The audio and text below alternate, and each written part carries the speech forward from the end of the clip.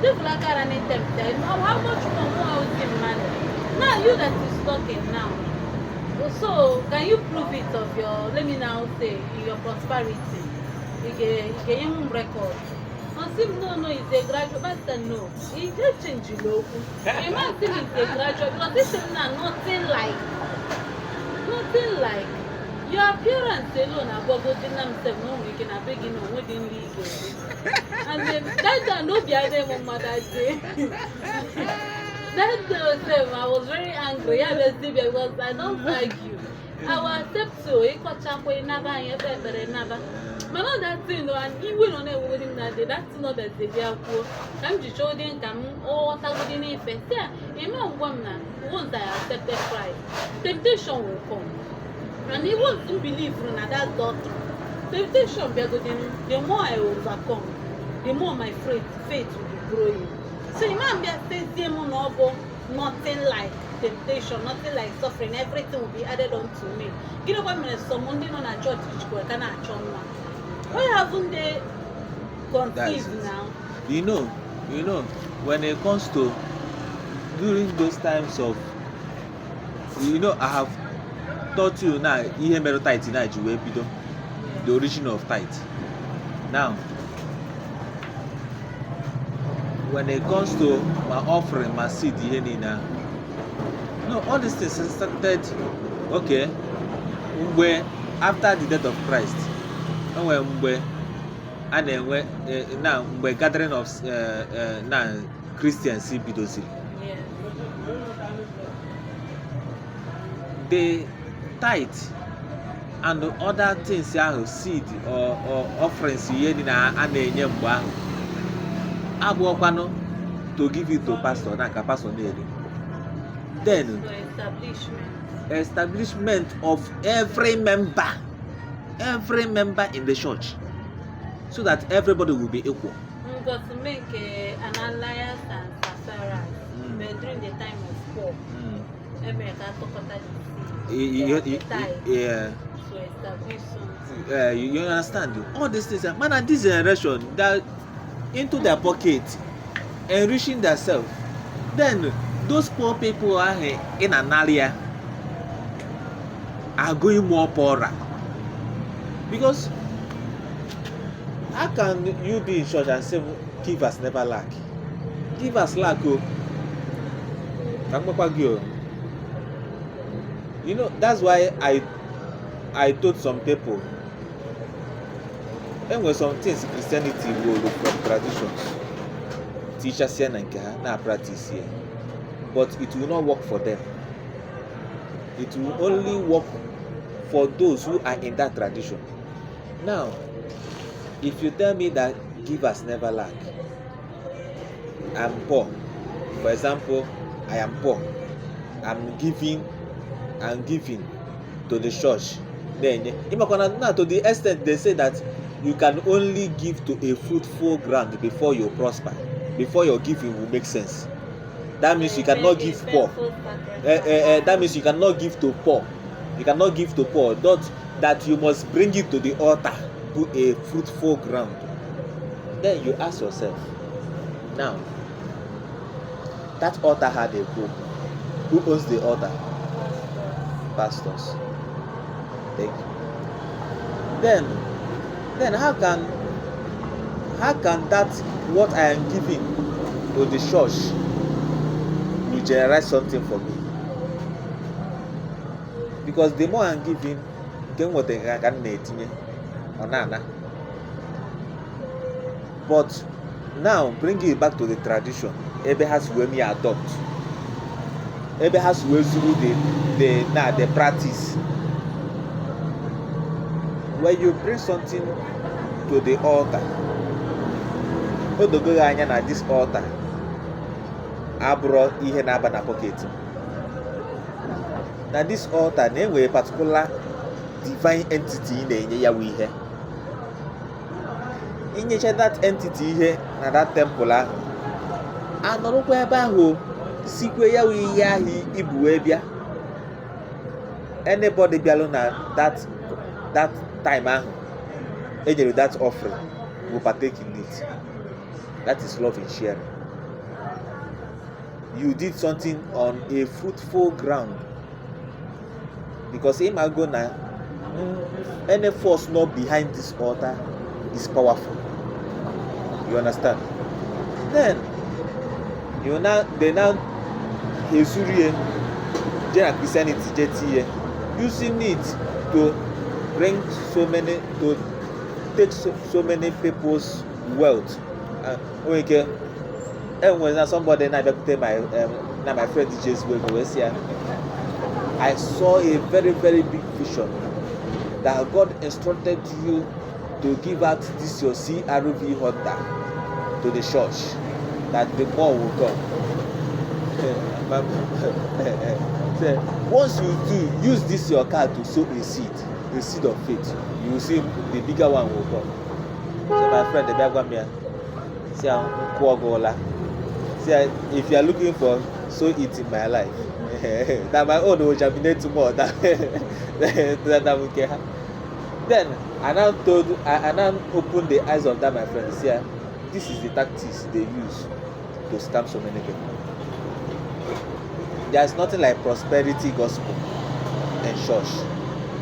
They only teach about that Christ, and that is the only place where our tradition have misunderstanding with them. We don't believe in that Christ.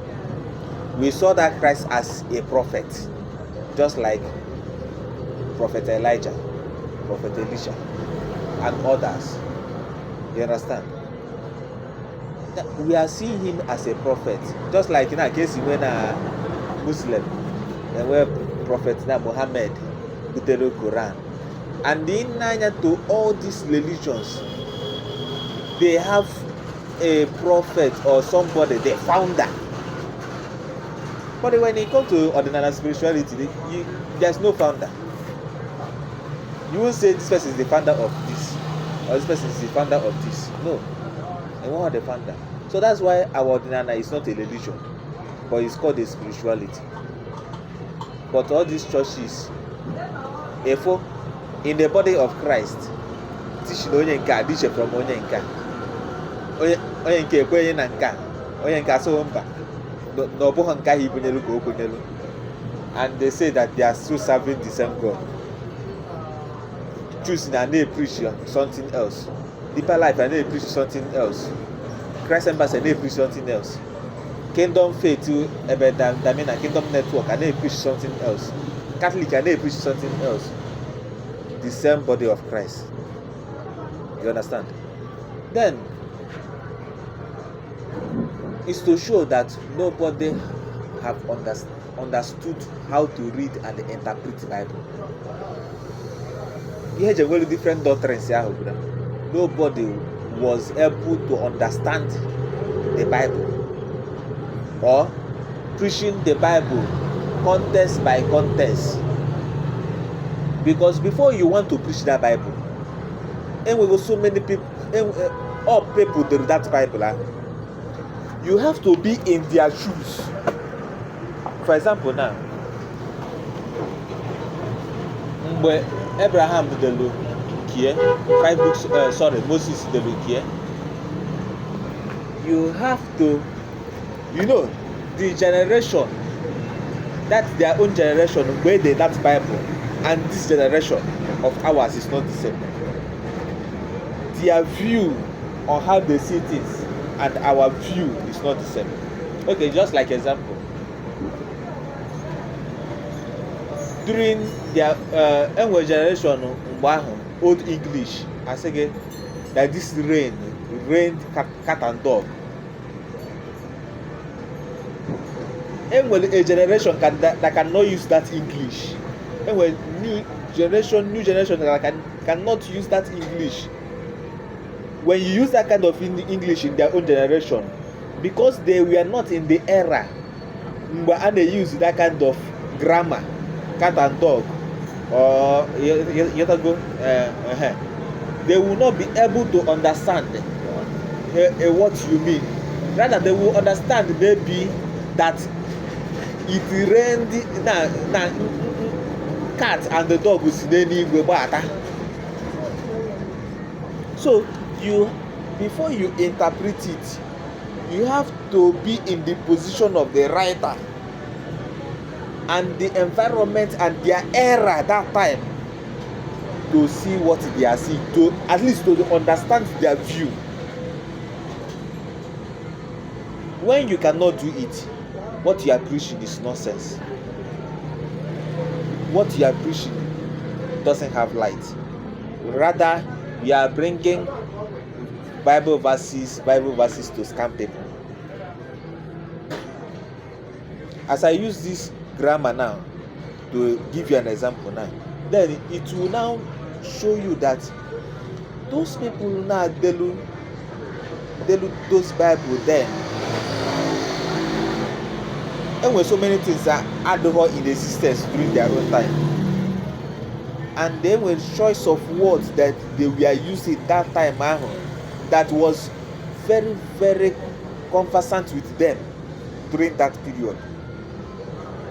So you that is interpreting the Bible thousands of years later, and you are interpreting it just like your new generation this thing, you know what he's. And that is the mistake all these churches now preaching things out of context. Some people are saying if you go to the Bible, that prosperity, that anything about prosperity has 4,000 so quotations in the Bible. That salvation has has 2,000 now. Salvation, the word salvation in the Bible, how many it appeared in the Bible here? And so that means if prosperity appears 4,000 something, that means that they have the right to preach the prosperity in this thing. All these things are a way to scam people. Now, if you try to remove tithe, offering, seed, all those things are European, only few people will be establishing church. Yes, that is relevant. Only few people will establish that church. Only few that now this is existence.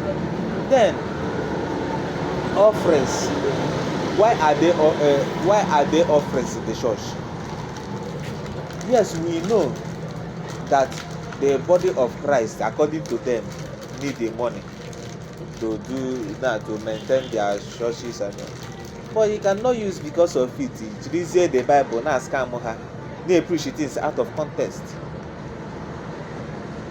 Because during that Old Testament, when Israelites was bringing their offering, tithes, and the ritual to the temple, then when the Leviticus priests, those Leviticus priests, they don't do anything else apart from being in the temple doing their sacrifice. They don't do anything else. So those things here is to sustain them while they are doing the work in the Old Testament. And those priests have their own tithe that they are paying to the king. They have tithes they are paying to the upper, because all those priests, they were hierarchy by hierarchy. They have their own portion which they pay to the higher ones.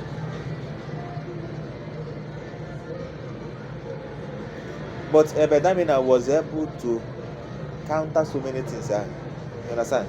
That is their own belief, their own side. But we as a traditionalist, we only have misunderstanding with them. Pastor of Christ, and nothing more.